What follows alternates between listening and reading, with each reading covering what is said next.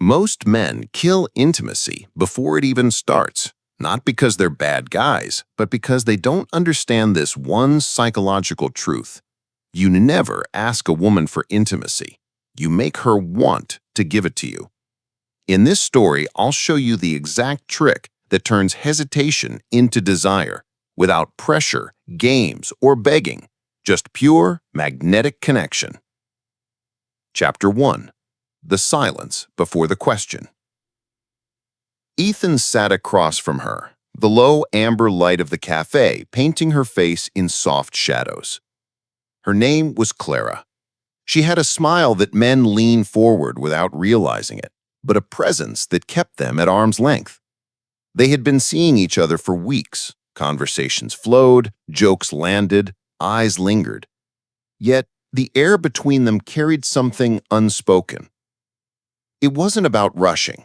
Ethan wasn't a man who begged for closeness. But tonight, the question lingered in his mind. How do you ask a woman for intimacy without killing the magic?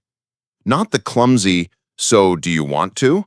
Not the pushy, "Let's go back to my place." Something more powerful. Something that made her feel it was her idea.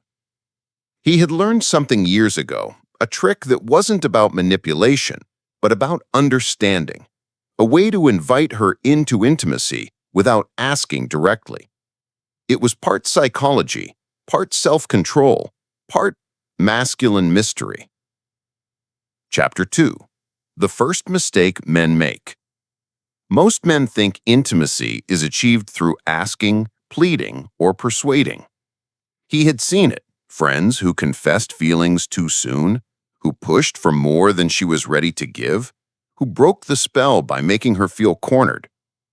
He remembered what an older mentor once told him. A woman's desire grows in space, not pressure. You don't pull her toward you, you let her walk toward you. Men destroy attraction when they treat intimacy like a transaction. They forget that for a woman, it's not just about physical readiness, it's emotional safety, curiosity, and the thrill of wanting more. Ethan had learned to leave breadcrumbs instead of demands, to create moments where she imagines the closeness before he even mentions it. Chapter 3. The psychological trick. Here was the trick. You don't ask her for intimacy. You make her feel like intimacy is already a natural progression of where things are going. The trick had 3 steps. Frame yourself as a man who doesn't need intimacy to validate himself. This instantly removes pressure. She doesn't feel she's giving you something you're desperate for. She's joining a moment you're both ready for. Plant seeds through emotional connection and physical comfort.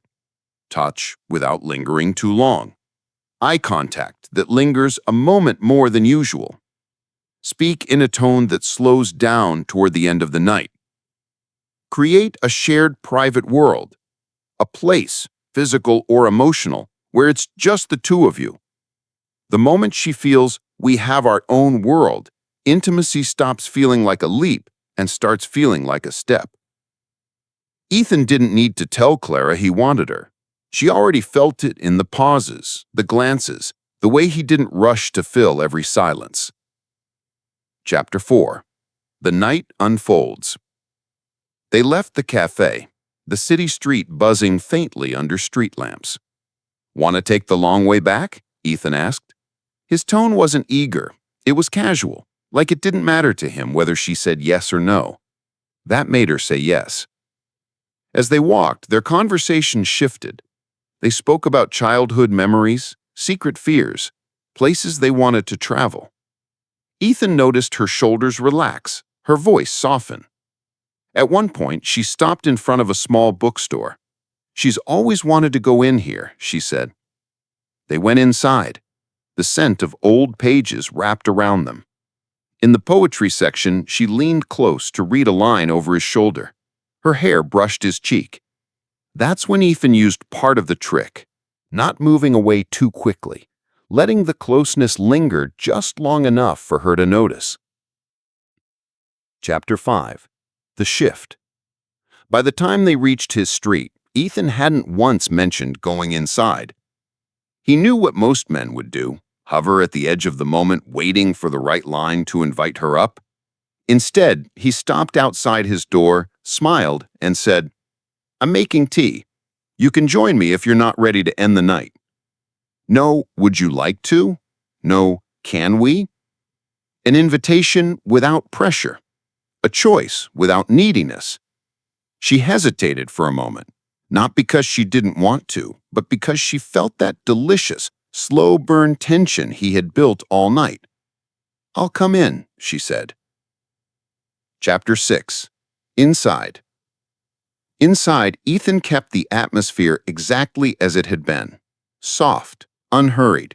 He didn't rush for the couch. He didn't close the distance too soon. He put water on for tea. They talked. She wandered to his bookshelf, smiling at the notes scribbled in the margins of his books. When he finally joined her on the couch, he sat close but not touching.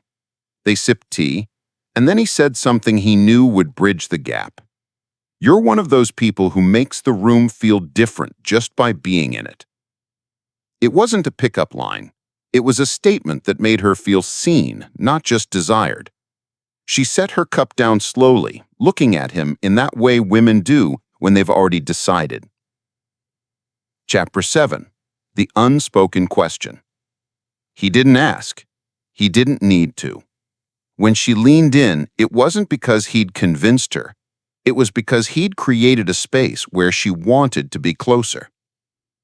That's the real psychological trick, to make her feel that intimacy is her choice, her curiosity, her desire, and that you're simply letting her arrive there at her own pace. Chapter 8. Why it works. This isn't about manipulation. It's about understanding female psychology. Women resist when they feel cornered. They open up when they feel safe, intrigued, and in control of the pace. True desire comes from anticipation, not demand. Ethan knew that the best way to ask for intimacy is not to ask. It's to build a moment where the only answer she wants to give is yes. Chapter 9. The takeaway for men. If you take one thing from Ethan's night with Clara, let it be this. Your frame determines her comfort. Stay calm. Lead without rushing. Let silence and eye contact do half the work. Create moments where closeness feels natural, not negotiated. When you do this, you'll never have to awkwardly ask for intimacy again. She'll give it freely because she wants to, not because you convinced her.